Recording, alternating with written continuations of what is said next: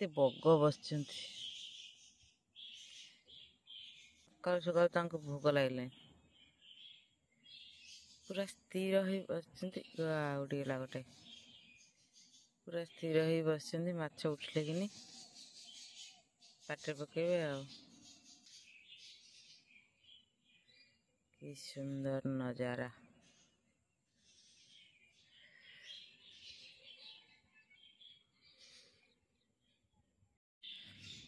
ମୋର ଆଜି କେତେ ଗୁଡ଼ା ଫୁଲ ଫୁଟିଛି, ମନ୍ଦାର ଫୁଲ। ଇଏ ଗୋଟେ ପ୍ରକାରର, ଆଉ ଗୋଟେ କଡ଼ଲା। ଏଠି ଗୋଟେ ଅଛି, ଏଇଟା ଫୁଟିବ, କଢ଼ ନୁହଁ ଏଇଟା। ଆଉ ଏଇ ଛୋଟିଆ ଛୋଟିଆ ମନ୍ଦାର ଗୁଡ଼ାକ ବହୁତ ଫୁଟେ। ଆଉ ବଡ଼ ମନ୍ଦାର, ବଡ଼ ମନ୍ଦାର ଚାରିଟା ଗୋଟେ ଜାଗାରେ, ଗୋଟେ ଗଛରେ ଫୁଟିଛି। ଆଉ ଏଠି ଦୁଇଟା ଅଛି ପିଚ୍ କଲର୍, ବଢ଼ିଆ ଦେଖାଯାଉଛି। ଆଉ ବଡ଼ ଟଗର ଆଣି ଉପରେ ଲଗେଇଥିଲି, ସେଥିରେ ବି ଦୁଇଟା ଫୁଲ ଫୁଟିଛି। କଖାରୁ ଫୁଲ ଦିଟା ତୋଳିଦେବା, ତାପରେ ଯିବା ଆଉ।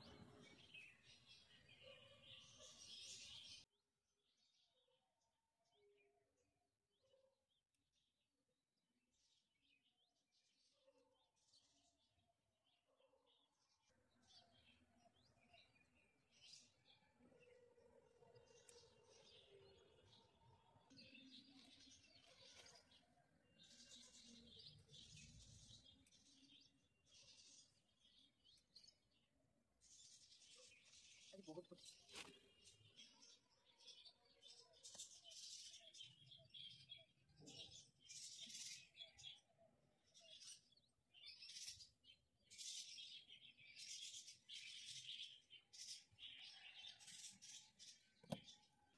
ଟା କଖାରୁ ଫୁଲ ଅଛି।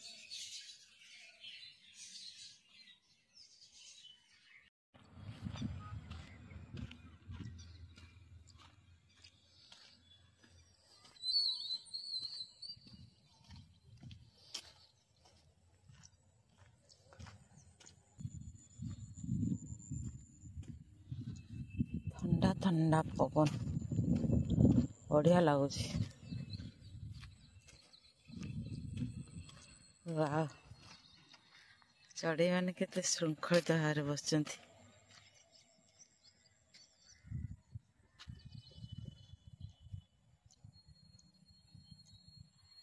ବଢ଼ିଆ ନଜାରା, କେତେ ସୁନ୍ଦର ଭାବରେ ବସିଛନ୍ତି ଦେଖୁନାହାନ୍ତି।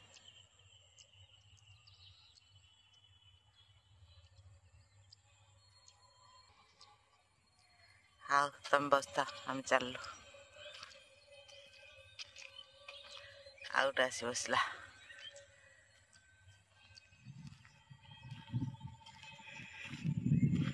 ମଣିଗାଁକୁ ଫେରିକିରି ଗାଧୁଆ ପାଧୁଆ ସାରି ଠାକୁର ପୂଜା କାମ ସରିଗଲେ ମୋର ସବୁଠୁ ବଡ଼ କାମ ସରିଗଲା ବୋଲି ମୁଁ ଜାଣେ।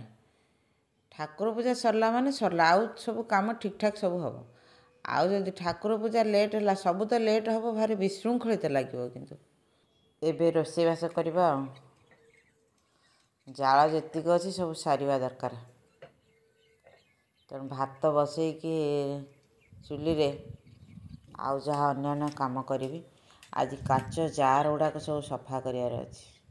ଆଚାର ଜାର ମୋର ବର୍ଷକୁ ମିନିମମ୍ ତ 10ଟା ହେବ, ମିନିମମ୍ 10ଟା। କିନ୍ତୁ ମୋ ପାଖରେ ଜାର ପାଖାପାଖି 14ଟା ଖଣ୍ଡେ ଜାର ଅଛି, ବଡ଼ ବଡ଼ କାଚ ଜାର, ଯେଉଁଟାକି ଆଉ ଆଜିକାଲି ମିଳୁନି। ସେଗୁଡ଼ାକ ଛୋଟ ଛୋଟ କାଚ ଜାର ବି ସିଏ ତାର ରେଟ୍ ଯାହା, ଇଚ୍ଛା ନାହିଁ ତାକୁ ଆଣିବା ପାଇଁକା। ଆଉ କାଚ ଜାର ମାନେ ତ ଜାଣିଥିବେ କ୍ଷଣଭଙ୍ଗୁର। ଦେଖନ୍ତୁ ଏତିକି ଜାର ମୁଁ ଆଣିଛି, ଆଉ ତଳେ ଅଛି 4ଟା ବଡ଼ ବଡ଼ ଜାର ଅଛି। ଫୁଲ୍ ନାହିଁ ଆଚାର, ଅଳ୍ପ ଅଳ୍ପ ଅଛି, କିନ୍ତୁ ସେ 4ଟା ଜାର ଆଉ ଧୋଇନି, ସରିଲେ ଯାଇ ଧୋଇବି। ଏତିକ ଜାର ଆଣିଛି, ଏତିକ ସବୁ ସଫା କରିବାକୁ ପଡ଼ିବ। ସଫା କରି ରଖିଦେଲେ ଏ ବର୍ଷର ଆଚାର କିଛି ହେଇନି। ଆମ୍ବ ବର୍ଷ ହେବ କି ନାହିଁ ଠିକ୍ ନାହିଁ। ଆଉ ଲେମ୍ବୁ ମୁଁ ଯାଇନି, ମାର୍କେଟ ଯାଇନି ଲେମ୍ବୁ ବି ଆଣିବା ପାଇଁ। ଶୀତ ଦିନ ଟିକେ ଲେମ୍ବୁ ଶସ୍ତା ହୁଏ। ମୁଁ ଭାଇକି କହିଲି, ଆଉ ଶୀତ ଦିନେ ଲେମ୍ବୁ ଶସ୍ତା ହୁଏ, ତୁ ତ ଏ ବର୍ଷ ଆଣିଲୁନୁ, ଆଚାର କେମିତି କରିବି? ନା ସେ ଶସ୍ତା ଯୁଗ ସରିଲାଣି, ଆଉ ଆଚାର କରିବା କଥା ଭାବିବା ଭୁଲ। ଆଉ ମୁଣ୍ଡରୁ କାଢ଼ିଦେ, ଗଛରେ ଯଦି ଆମ୍ବ ହବ କରିବୁ, ନହେଲେ ନାହିଁ। ତଥାପି ମୁଁ ଚେଷ୍ଟା କରିବି ଆଉ କିଛି ଦିନ ଯାଉ, ତାକୁ କହିବି ଟିକେ ଆଉ ଟିକେ ଲେମ୍ବୁ ପାଇଁକା ଟିକେ ଗେଲେଇ ଗାଲେଇକି କହିଲେ ଲେମ୍ବୁ ଟିକେ ଆଣନ୍ତା। କାରଣ କେତେ ଜଣ ଆମର ଅଛନ୍ତି ବୟସ୍କ ଲୋକ ଯେଉଁମାନେ ଟିକେ ଆମ୍ବ ଅପେକ୍ଷା କହିବେ ଆମ୍ବ ଆମର ଗ୍ୟାସ୍ ହେବ, ସେ ଲେମ୍ବୁ ଆଚାର ଟିକେ କରିବୁ। ତେଣୁ ଲେମ୍ବୁ ଆଚାର ଟିକେ ନ କଲେ ବି ଭଲ ଲାଗିବନି। ମୋତେ କିନ୍ତୁ ଆମ୍ବ ଅପେକ୍ଷା ଲେମ୍ବୁ ଆଚାରଟା ଭଲ ଲାଗେ।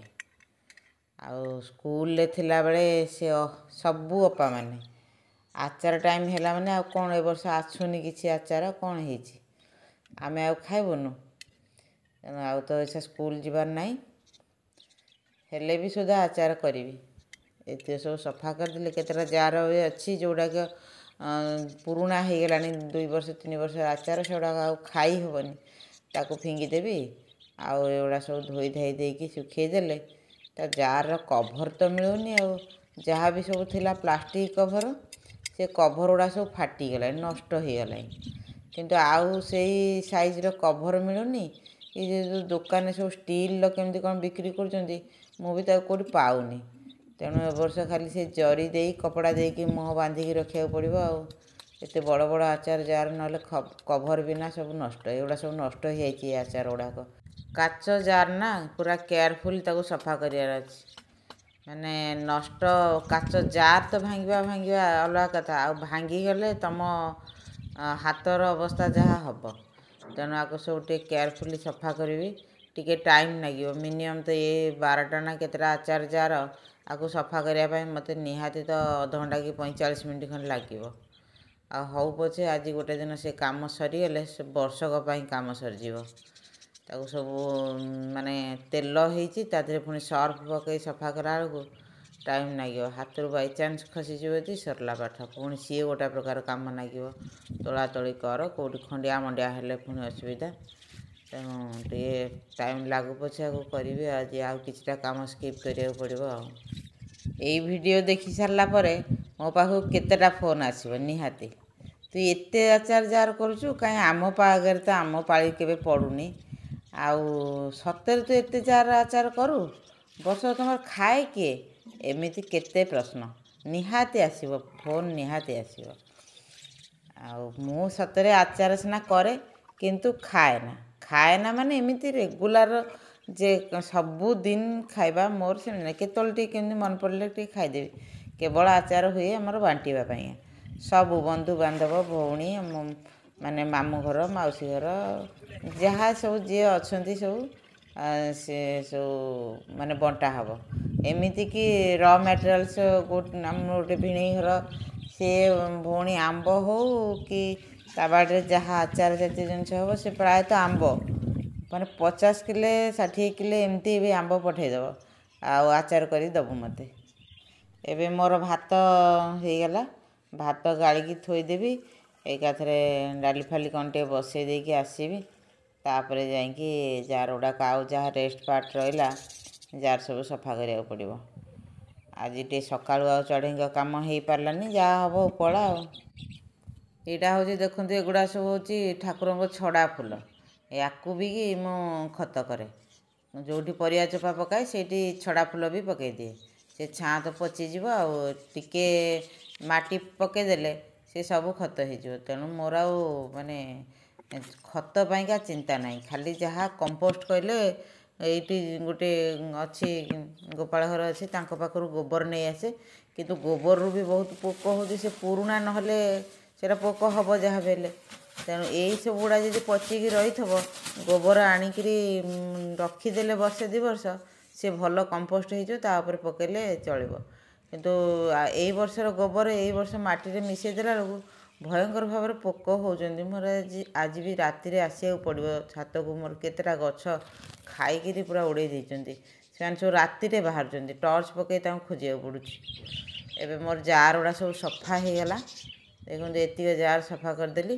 ଏ ଟିକେ ଖରାରେ ଶୁକୁଥାଉ, ତା ଦେହରୁ ପାଣି ସବୁ ଶୁଖିଗଲା ପରେ ସନ୍ଧ୍ୟାବେଳକୁ ନେବି ୟାକୁ। ଆଉ ରୋଷେଇବାସ କରିକି ଖାଇ ପିଇକି ବାସନ ମାଜି ଗ୍ୟାସ୍ ପୋଛି ଆଉ ଘର ଭିତର ଯାହା ଯେମିତି କାମ ସାରିକିରି ଟିକିଏ 15-20 ମିନିଟ୍ ଖଣ୍ଡେ ରେଷ୍ଟ ନେଇକି ଆସିଲି ଚଢ଼େଇଙ୍କ ପାଖକୁ।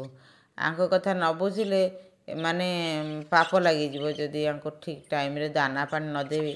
ଅଧିକାଂଶ ସମୟରେ ଟିକେ ଲେଟ୍ ହେଇଗଲେ ସେ ଭାରି ବିଗିଡ଼େ। ତୁ ଖାଇ ଦେଉଛୁ ଆଉ ତାଙ୍କୁ ରଖିଛୁ, ତାଙ୍କୁ ଦାନା ପାଣି ଦେବୁନି କେମିତି ଟାଇମ୍ରେ। ତେଣୁ ଆଜି ସକାଳେ ଦେଇ ହେଲାନି, କିନ୍ତୁ ଅଛି ତାଙ୍କର ଦାନା। ମୁଁ ସେଇଥିପାଇଁକା ଯଥେଷ୍ଟ ଅଧିକ ଦାନା ଦେଇଥାଏ। ସେ ନଷ୍ଟ କରନ୍ତୁ ପଛେ ଦାନା ଅଧିକ ଦେଇଥିଲେ ସେ କିଛି ସମୟ ଯଦି ଲେଟ୍ ହେଲା ଚଳିବ। ଏତିକି ପାଛୁଡ଼ିକି ତାଙ୍କୁ ସବୁ ଦାନାଟା ଦେଇଦେଲେ ତାଙ୍କ କାମ ଗଲା। ଗୋଟେ ପଞ୍ଜୁରୀରେ ରହିଲେ କିଛି ଅସୁବିଧା ହୁଅନ୍ତାନି। ଗୋଟେ ଜାଗାରେ ମୁଁ ଦାନା ଦେଇ ଦିଅନ୍ତି, ସେ ଗୋଟେ ପଞ୍ଜୁରୀରେ ରହିଲେ ବାଡ଼ିଆ ପିଟା ହେଇ ପୁରା ଯେମିତି ମର୍ଡ଼ର କରାକରି ହେଇଯାଉଛନ୍ତି। ବହୁତ ଚଢ଼େଇ ମୋର ମରିଗଲେ, ସେଥିପାଇଁକା 4ଟା ପଞ୍ଜୁରୀ ହେଇଛି। ମାନେ ତାଙ୍କ ଭିତରେ ପୁରା କ୍ଷତାକ୍ତ, ମାନେ ପୁରା ଜଣେ ଜଣଙ୍କୁ ପୁରା ମାରି ହିଁ ଦେବ। ସେଇଟା ମୁଁ ବି ଦେଖିକି ଆଶ୍ଚର୍ଯ୍ୟ ହେଲି ଯେ ମଣିଷମାନଙ୍କ ଭଳି ତାଙ୍କ ଭିତରେ ବି ରାଗ ଅଛି, ତାଙ୍କ ଭିତରେ ବି ମାନେ ଏମିତି ଅଛି ଯେ ଜଣଙ୍କୁ ମାରିଦେବ। ପୁରା କିଛି ରଖିନଥିବ, ତାର ଗୋଟେ ବି ଲୋମ ରଖିନଥିବ, ତାଡ଼ି ତୁଡ଼ିକିରି ପୁରା ଆଖି ଫାଖି ସବୁ ବାହାର କରି ପୁରା ବ୍ଲଡ଼ ହେଇଯାଇଥିବେ ସବୁ। ତେଣୁ ସେଥିପାଇଁକା 4ଟା ପଞ୍ଜୁରୀ। ନହେଲେ ବଡ଼ ପଞ୍ଜୁରୀରେ ଗୋଟାଏ ପଞ୍ଜୁରୀରେ ଯଦି ସମସ୍ତେ ରହିଯାଆନ୍ତେ ମୋତେ ଆଉ ଏତେ ସମୟ ତାଙ୍କ ପାଇଁ ଦେବାକୁ ପଡ଼ନ୍ତାନି। ଏବେ କାଚ ଜାର୍ ଗୁଡ଼ାକ ସବୁ ନେଇକି ରଖିଦେବି। ତା କଭର୍ ନଥାଉ ପଛକେ ତାକୁ ନିଗାଡ଼ିକି ରଖିଦେବି। ଦେଖିବା ଆଉ କଭର୍ କଥା କ'ଣ ଚିନ୍ତା କରିବା। ଆଉ କାଚ ଜାର୍ ଗୁଡ଼ାକ କେୟାରଫୁଲ୍ ନେବାର ଅଛି। 10ଟା ନା 12ଟା ବୋଧେ କାଚ ଜାର୍, ଆକୁ ନେଇକି ଘରେ ରଖିଦେବି। ଆଜି ଆଉ ପେପର୍ ଟିକେ ବି ଦେଖିବା ପାଇଁ ମିଳିଲାନି। ସନ୍ଧ୍ୟା ହେଲାଣି ଆସି। ମୁଁ କହିଲି ଆଉ ଟିକେ ଉପରେ ଦେଖିଦେବା, ଆଉ ଖାଲି ହେଡ଼ିଂ ଟିକେ ଦେଖିଦିଏ। ରାତିରେ ଯଦି ସମୟ ମିଳିଲା ପୁରା ପେପର୍ଟା ପଢ଼ିବି, ନହେଲେ ନାହିଁ। ଆଉ ପେପର୍ରୁ ତ କିଛି ଆଉ ଭଲ ଖବର ପାଇବାର ନାହିଁ। ଯାହା ଯେତେ ଚାହିଁବେ ଆପଣ ନେଗେଟିଭ୍ ଜିନିଷ ପାଇବେ। ନେଗେଟିଭ୍ ନ୍ୟୁଜ୍ ପଢ଼ିକିରି ଭାଇବ୍ରେସନ୍ଟା ବି ନେଗେଟିଭ୍ ହେଇଯିବ ମୁଣ୍ଡ ଭିତରେ। ତେଣୁ ମୁଁ ଖୋଜିକି ଖାଲି ଏଡ଼ିଟୋରିଆଲ୍ଟା ଟିକେ ପଢ଼େ। ଆଉ କିଛି ଯଦି ଭଲ ଖବର କ'ଣ ଥିବ ତାକୁ ପଢ଼ିବି। ସେଇ ପେଜ୍ଟାକୁ ଛାଡ଼ିକି ଆଉ କିଛି ଖେଳ ଖବର କି ସେ ଟିକେ ଭଲକି ପଢ଼ିଦେଲେ ଆଉ ଗଲା। ନହେଲେ ନାହିଁ, ସବୁଦିନ ବି ମୁଁ ପେପର୍ ପଢ଼ିପାରେ ନା, ମୋତେ ସମୟ ନଥାଏ। ଦେହ ଖରାପରେ ହେଲେ ଇଚ୍ଛା ନଥାଏ, ଟିକେ ରେଷ୍ଟ ନେଇଗଲେ ଗଲା, କ'ଣ ସେ ପେପର୍ରୁ ମିଳୁଛି, ଏମିତି ବି ଚିନ୍ତାଧାରା ପଳେଇ ଆସେ। ତେଣୁ ପେପର୍ ଟିକେ ଦେଖିଦେବା, ତାପରେ ଯିବା ଆଉ ଯାହା କାମ ରହିଲା। ସନ୍ଧ୍ୟା ହେଇଗଲା ଆସିଲିଣି। ଫୁଲ ଗୁଡ଼ାକ ଆହୁରି ବି ଅଛି କାଟିବା ପାଇଁକା। ଅଳ୍ପ 2-4ଟା ଗଛ କାଟି ଦେଇକି ଯିବି। ସବୁ କାଟିଲେ ସମୟ ନାହିଁ। ଡେଲି କିଛି କିଛି ଫୁଲ ଗୁଡ଼ାକ କାଟିଲେ ତା ମୂଳରୁ କୁଆଁ ବାହାରିବ। ନହେଲେ ଫୁଲ ରହିଲେ ସେ ଗଛ ଶୁଖିଯିବ, ଫୁଲ ଶୁଖିଯିବ, ଆଉ କୁଆଁ ବାହାରି ପାରିବନି। ତେଣୁ କିଛି କିଛି ଫୁଲ କାଟିଦେବା ନିହାତି ଦରକାର ହେଉଛି ଡେଲି। ପୁରା ତ କାଟିବାକୁ ପଡ଼ିବ, ହେଲେ କେତେଟା ଫୁଲ ଶୁଖିନି, କଞ୍ଚା ଅଛି, ଠାକୁର ପୂଜା ପାଇଁ ବି ଯାଉଛି। ତେଣୁ ସବୁ କାଟି ହେବନି, ଦେଖିକି କାଟିବାର ଅଛି। ଆଉ ଏଇ ଯେଉଁ ଶୁଖିଲା ଫୁଲ ଗୁଡ଼ାକ କାଟୁଛି ସବୁଯାକ ବି ମୁଁ ସେଇ ଖତରେ ପକାଇଦିଏ। ଜିନିଆ, ସେବତୀ ଏଗୁଡ଼ାକ ତ ଆଉ ମଞ୍ଜିରୁ ଗଛ ହେବନି ନା, ତା'ର କୁଆଁରୁ ହିଁ ନୂଆ ଚାରା ତିଆରି ହେବ। ତେଣୁ ମଞ୍ଜିରୁ ଗଛ ହେଉଥିବ, ମୋତେ ସେଇଟା ଜଣା ନାହିଁ। ମୁଁ ତ ବର୍ଷ ସାରା ପାଇଁ ସେଇ କୁଣ୍ଡରେ ହିଁ ଗଛକୁ ରଖିଦେଇଥାଏ, ସେଥିରୁ ନୂଆ ଚାରା ବାହାର କରେ। ଦେଖିପାରୁଛନ୍ତି କେତେ ଲେଖା ଫୁଲ ମୋତେ କାଟିବାକୁ ପଡ଼ୁଛି ଡେଲି। ଆକୁ ସବୁ ନେବି, ଏକାଥରେ ଖତ ଗଦାରେ ପକାଇଦେଲେ, ମାନେ ଆମର ଯେଉଁ ପରିବା ଚୋପା ମୁଁ ଯେଉଁଠି ପକାଉଛି ସେଇଠି ପକାଇଦେଲେ ସେ ପଚିକି ଖତ ହେଇଯିବ। ଆଉ ଡେଲିର ଯଦି ଝୁଡ଼ିଏ ଫୁଲ ବାହାରେ, ଆଉ ଚିନ୍ତା କରୁଥିବେ ମୋ ପାଖେ ଗଛରେ କେତେ ଫୁଲ ହେଇଛି। ଡେଲି ଏତିକି ଲେଖା ବାହାରୁଛି। 2 ଦିନ 3 ଦିନ ହେଲାଣି ମୁଁ କାଟୁଛି, ଏତିକି ଲେଖା ଫୁଲ ବାହାରୁଛି। ଛାତଟା ସବୁବେଳେ ସଫା ରହିବା ଦରକାର, କିନ୍ତୁ କେମିତି ସଫା ରଖିବି? ସବୁବେଳେ ସଫା କେମିତି ରଖିବି? ତ ଗଛ କାମ ହେବ, କୁଣ୍ଡ ଟଣା ହେବ, ସାର ଦିଆହେବ, ଖତ ଦିଆହେବ। ଗୋଟାଏ ଗଛ ସରିଲେ ଆଉ ଗୋଟାଏ ଗଛ ଲଗାହେବ। ସେ ମାଟିକୁ ପୁଣି ଖରା ଦେଇକି ଶୁଖେଇବି। ପରିଷ୍କାର କେମିତି ରଖିହେବ? କିନ୍ତୁ ରଖିଲେ ଟିକେ ଭଲ ହୁଅନ୍ତା। ମୋ ସାଙ୍ଗରେ ଗୋଟେ ଖାଲି ହେଲ୍ପିଂ ହ୍ୟାଣ୍ଡ ଗୋଟେ ଯଦି ଥାଆନ୍ତା, ମୋତେ ଏଇସବୁ କାମ କରିବାରେ କିଛି ଅସୁବିଧା ହୁଅନ୍ତାନି। ତାପରେ ଦେହ ଆଉ ଆଜିକାଲି ପରମିସନ୍ ଦେଉନି ଏତେ କାମ କଲାବେଳକୁ। ତଥାପି ସେଇଥିରେ କେଉଁ କାମଟା ମୁଁ ଛାଡ଼ି ବି ପାରୁନି, ଚାଲୁଛି। ଆଉ ଯେତେବେଳେ ନିହାତି ଦେଖିବା, ମାନେ ମୁଁ ସେମିତି ପୁରା ଦେହରେ ପକେଇକି କରିବିନି, କାରଣ ମୁଁ କାଲି ସକାଳକୁ ଉଠିଲେ ତ ପୁଣି ଆଉ ଅଲଗା କାମ କରିବି, ନ ଉଠିଲେ ପୁଣି ମୋର ସବୁ ଖାଇବା ପିଇବା ବି ବନ୍ଦ ହେଇଯିବ। ଯେତିକି ଚେଷ୍ଟା କରୁଛି କରିବା ପାଇଁ। ତେବେ ଆଜି ଦିନର କାମ ପ୍ରାୟ ସରି ଆସିଲାଣି। ଆଉ ସନ୍ଧ୍ୟା ପରେ ଆଉ ମୁଁ କିଛି କରିପାରିବିନି। ସନ୍ଧ୍ୟା ପରେ ସନ୍ଧ୍ୟା ଦେଇ ସାରିଲା ପରେ ମୋର ଭିଡ଼ିଓ ଏଡ଼ିଟିଂ ଅଛି, ତାକୁ ଅପଲୋଡ଼ କରିବାର ଅଛି। ମୋର ପୁଣି ଆଉ ଗୋଟେ ଚ୍ୟାନେଲ୍ ଆପଣମାନେ ଜାଣିଥିବେ ଯେଉଁ ମନୋଜା ମାଇ ଷ୍ଟୋରିଜ୍, ସେ ଚ୍ୟାନେଲ୍ଟା ବି ଅଛି। ତା ପାଇଁ ବି ଭିଡ଼ିଓ କରିବାର ଟାଇମ୍ ପୁଣି ଅଲଗା, ତାକୁ ଅପଲୋଡ଼ କରିବି। ଏଣୁ ଏବେ ସନ୍ଧ୍ୟା ଟିକେ ଦେଇ ସାରିଲା ପରେ କିଛି ସମୟ ଟିକେ ବସିବି, ତାପରେ ମୋବାଇଲ୍ ଧରିବି, ଏଡ଼ିଟିଂ କରିବି କି ଯାହା କରିବି। ତେବେ ଫ୍ରେଣ୍ଡସ୍, ଆଜି ପାଇଁ ଏତିକି। ପୁଣି ଦେଖାହେବ କାଲି ସକାଳୁ। ଆଶା କରେ ଆପଣମାନଙ୍କର ସହଯୋଗ, ସ୍ନେହ, ଶ୍ରଦ୍ଧା ମୋତେ ନିଶ୍ଚିତ ଭାବରେ ମିଳିବ ବୋଲି। ରହୁଛି। ନମସ୍କାର।